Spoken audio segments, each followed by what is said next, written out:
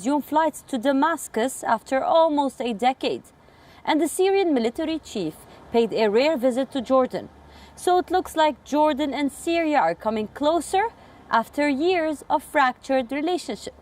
And as these two put aside their differences and continue to rebuild their ties, is this the beginning of the end of Syria's isolation? We tell you more.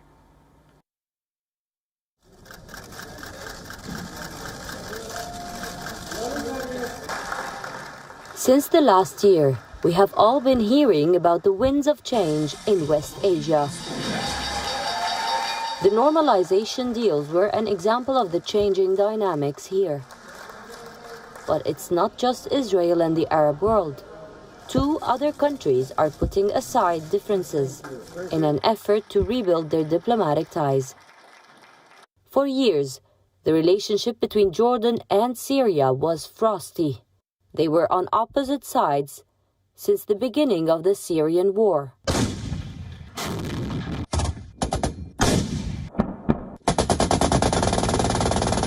Syrian President Bashar al-Assad allied with Russia, while Jordanian King Abdullah II sided with the United States. Mr. President, Damascus had previously accused Jordan of training rebel fighters and allowing them to enter Syria through its border. Relations between the two countries degraded to the point where Jordan kicked Syrian ambassador Bahjat Suleiman out of the country in 2014. But now, a decade after the war in Syria began, the Hashemite kingdom is reevaluating those ties. Jordan fully reopened its main border crossing with Syria in a boost for their struggling economies hit by the pandemic. The Syrian-Jordanian border has been repeatedly closed since 2015. This was due to the presence of armed groups, especially around the border crossing point of Jabal Nassif.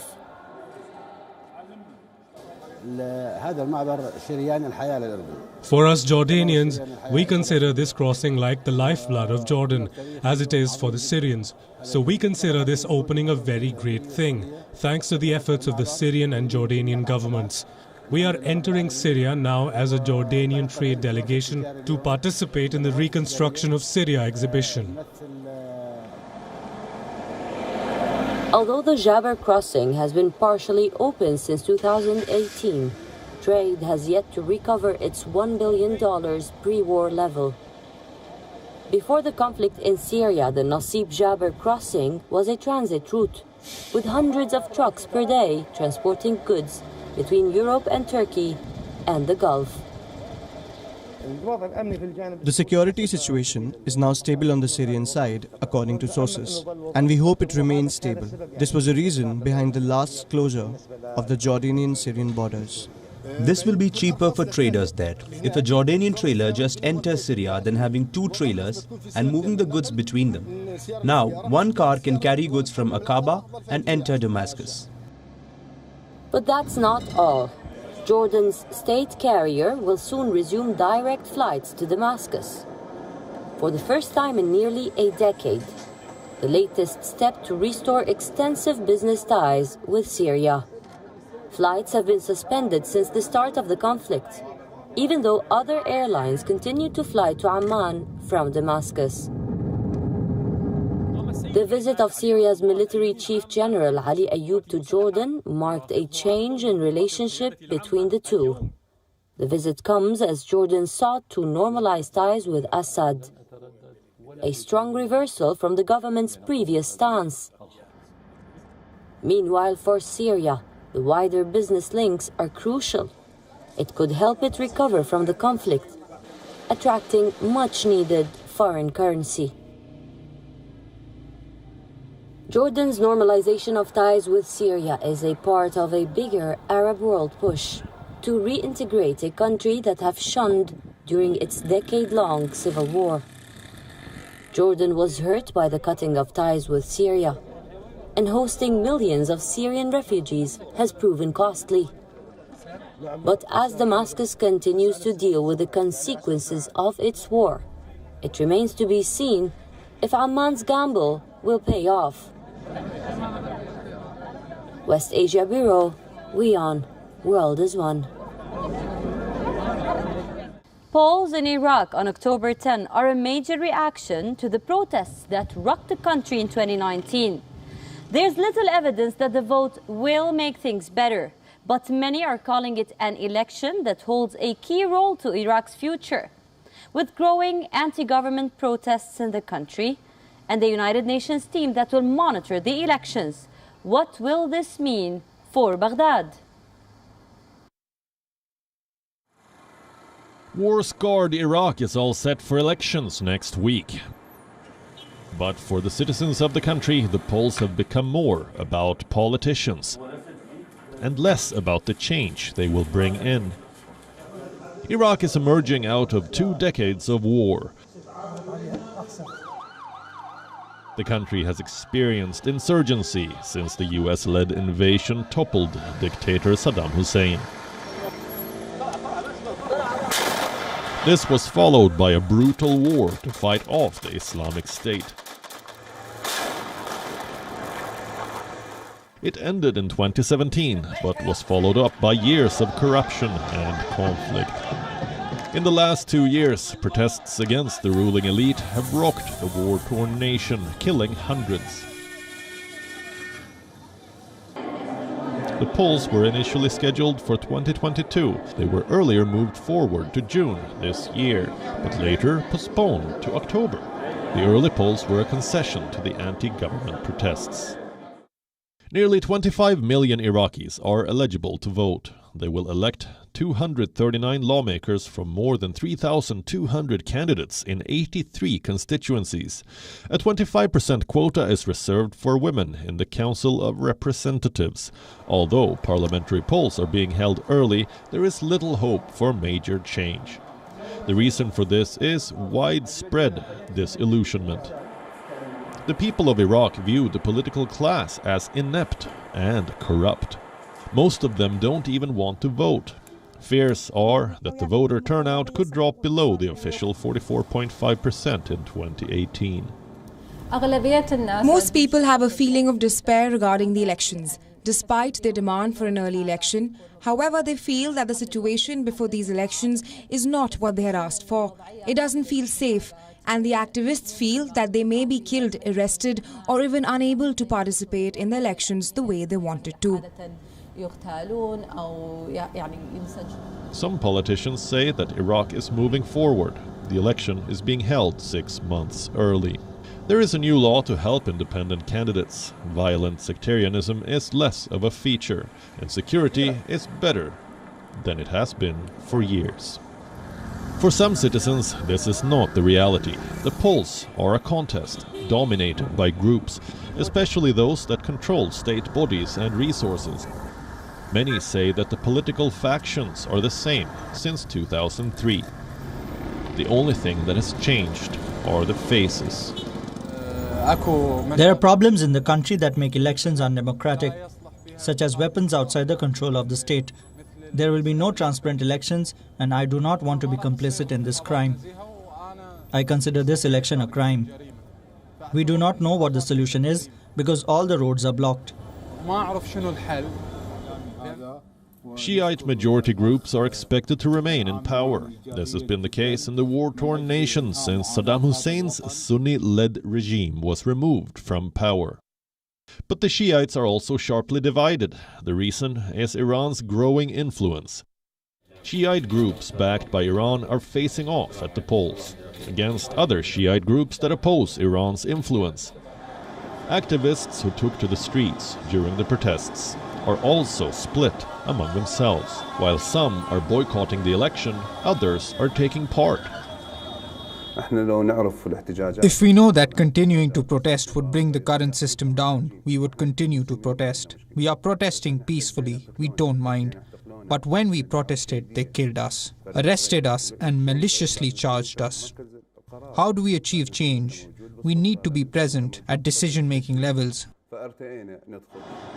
Popular resentment over corruption and lack of public services is pushing more and more Iraqis to migrate to the West.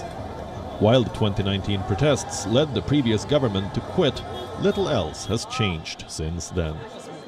The elections are taking place at a time in Iraq when politicians, groups and communities are more fractured than ever. This vote's aftermath will set the tone for the coming years. Will the country usher in a new ruling class, or will the same political groups wield power in the war-torn nation? West Asia Bureau, WION, World is One. Like always, we will continue to bring you all the latest updates from the heart of the conflict. But first, let's take a look at what else is making the headlines across West Asia.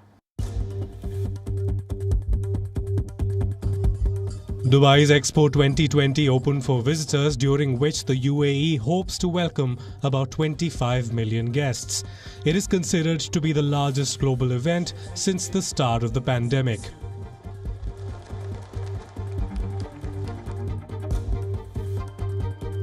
Bahrain hosted the Israeli Foreign Minister Yair Lapid in the highest level visit since the countries established ties last year. This comes as the kingdom's Gulf Air launched direct flights to Tel Aviv.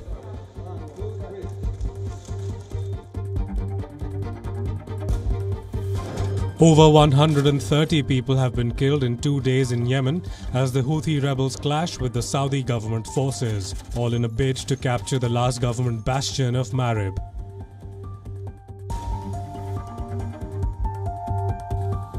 In his first address at the UN General Assembly, Israeli Prime Minister Naftali Bennett said that Iran had crossed all red lines in its nuclear program. Iran's nuclear weapon program is at a critical point.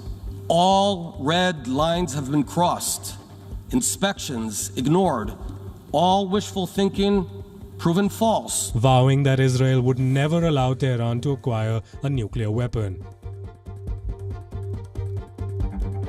Qatar will host its first ever Formula One Grand Prix in November at the Losail International Circuit.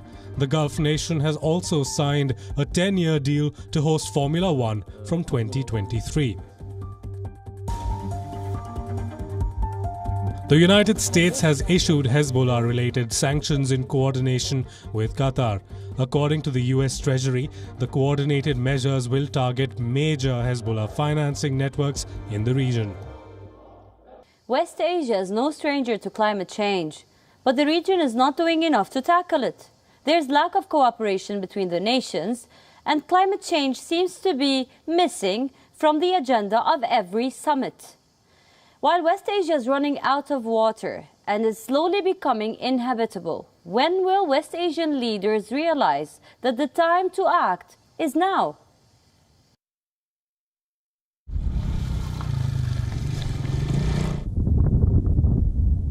Where we're standing right now should be a river. You can tell. Iraq's once swirling Sirwan River has dwindled to a trickle. The reason? Climate change and Iraq's neighbor, Iran. And this water has completely been controlled by Iranian dams, and without actually we don't even know when they release the water. The Sirwan River begins in Iran and runs along its border with Iraq. It then flows into Iraq's Kurdistan before joining the Tigris. While the water level here was once abundant, it is now dotted with measuring levels, marks which show where the water once reached. As a heat wave baked the region in July, the situation got much worse in Iraq. The country was running out of water, with upstream neighbors worsening the water flow. In reality, as we know, this year was a year of drought. There was no rainfall, meaning less rainfall, and high temperatures. So the decrease in water coming from neighboring countries became evident for us Iraqis. Iran and Turkey are building big dams to solve their own lack of water. But regional cooperation on the issue is patchy. Iraqi officials say that Tehran is diverting parts of the Sirwan back into Iranian lands. But without any agreement with Iran, the situation is likely to worsen. Iraq's water crisis has been in the making for nearly 2 decades. Outdated infrastructure and short-term policies made Baghdad vulnerable. For war-scarred Iraq, the climate crisis is the next great threat. As Iraq bakes in the blistering summer heat, its farmers and livestock herders are battling severe water shortages. Shortages are killing their animals, fields, and way of life. The oil-rich country is one of the world's most vulnerable to climate change, struggling with a host of other environmental challenges.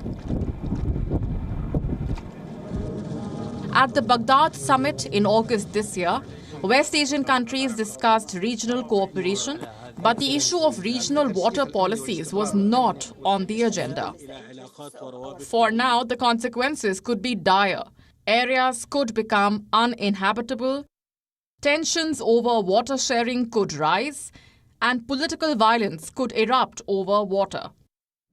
West Asia has witnessed persistent drought over the years. Sometimes temperatures are so high it could become uninhabitable soon.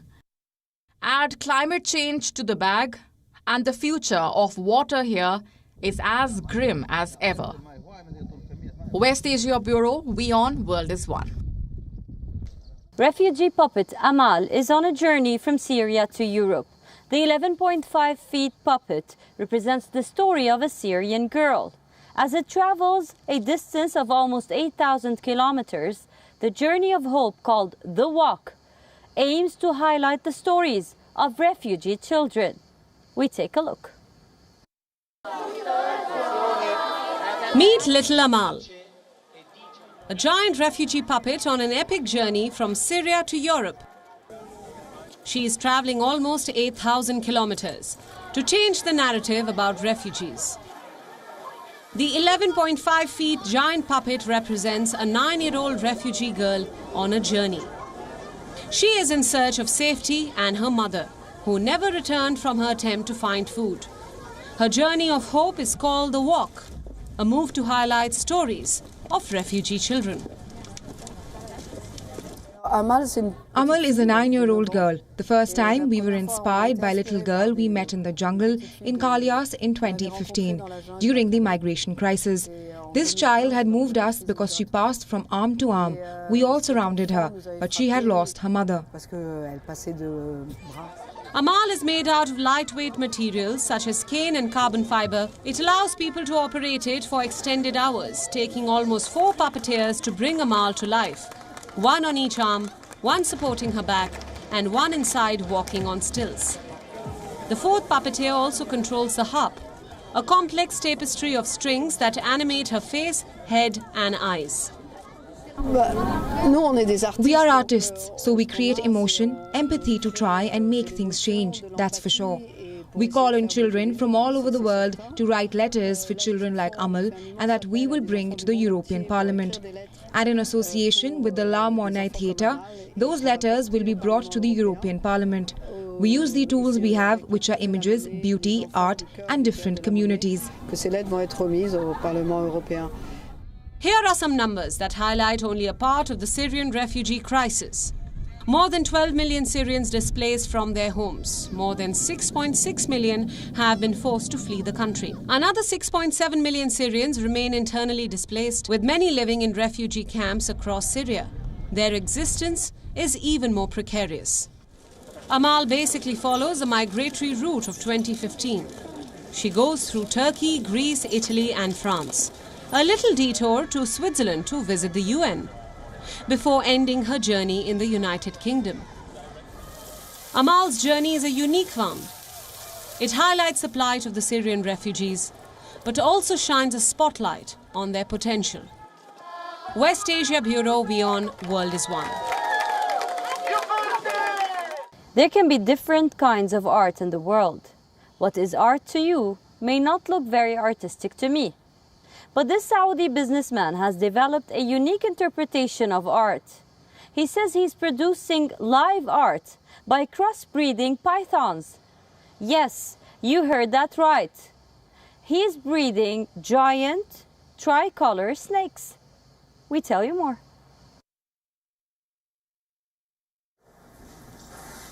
Saudi Faisal Malaika's love for snakes began when he was just 5 years old. Now the 35-year-old is crossbreeding pythons, a bid to produce live art in unique colors and patterns. In the garden of his palace in the Red Sea city of Jeddah, the businessman has what he calls the snake room. In here, there are over 100 reticulated pythons, the world's longest snake and a species native to South Asia. There are people who collect precious stones or classical cars or paintings. As for me, I like to collect live art. The creatures slither around in large glass-encased boxes. All the boxes in the air-conditioned room have holes, just big enough for them to flick their tongues out. Sawdust lines the floor of these boxes, absorbing odors from the snakes' droppings. What I do here is crossbreed to produce rare genetic mutations with patterns and colors unseen before. Crossbreeding pythons takes time and patience. It takes about 3 to 4 generations and about 10 to 12 years to produce a tricolored snake. But Malaika says he has no interest in selling to fashion brands. I do not agree with the exploitation of these animals for financial gain after they have been killed. I love the snakes alive. As I've been saying from the beginning, I consider them a living art.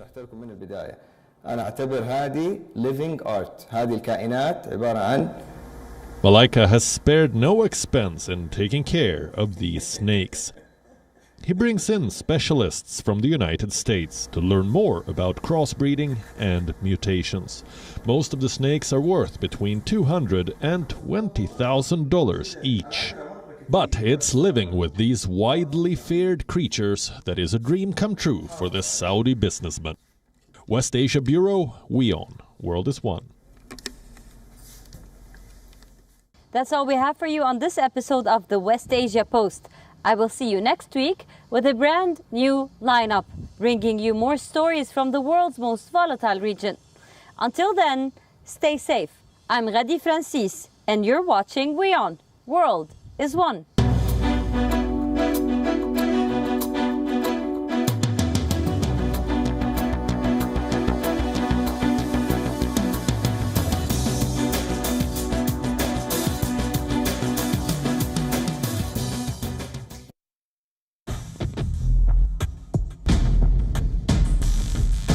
It's not a bombshell.